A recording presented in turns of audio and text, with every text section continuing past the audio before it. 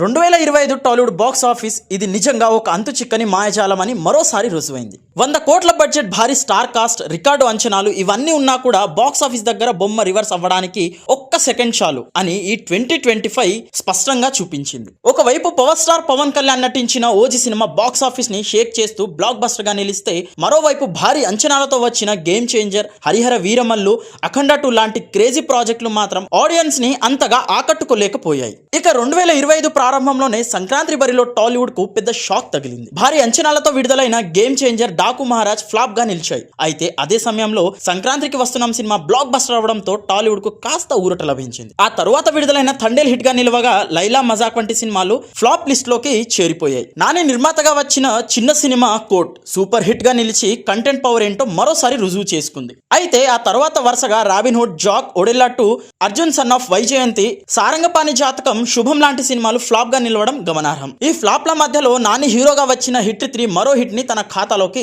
చేరుకుంది. అలాగే శ్రీ విష్ణు హీరోగా వచ్చిన సింగిల్, నార్నే నితిన్ నటించిన మ్యాట్ 2 మంచి టాక్ తో ప్రేక్షకులను ఆకట్టుకున్నాయి.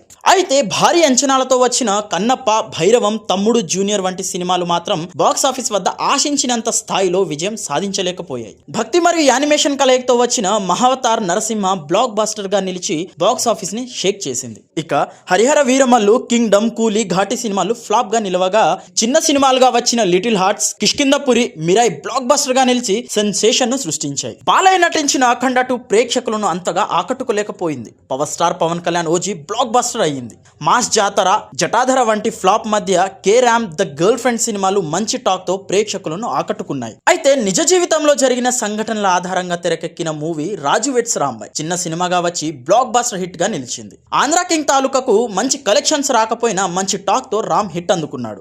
ఈ ఏడాది చివరిలో విడుదలైన చిన్న సినిమాలు చాంపియన్, శంబాల, దండోరా హిట్లుగా నిలవగా, హర్రర్ కాన్సెప్ట్ తో వచ్చిన ఈషా ఫ్లాప్ గా నిలిచి నిరాశపరిచింది. మొత్తానికి 2025 మనకిచ్చిన క్లియర్ మెసేజ్ ఏంటంటే, స్టార్ హీరోలు ఉన్నంత మాత్రాన హిట్ గ్యారంటీ కాదు, కంటెంట్ ఉన్న చోటే అసలైన విజయం. 2026లో విడుదల కాబోతున్న సినిమాలపై కూడా భారీ అంచనాలే ఉన్నాయి. మరి అవి ప్రేక్షకులను ఎంతవరకు ఆకట్టుకుంటాయో వేచి చూడాల్సిందే.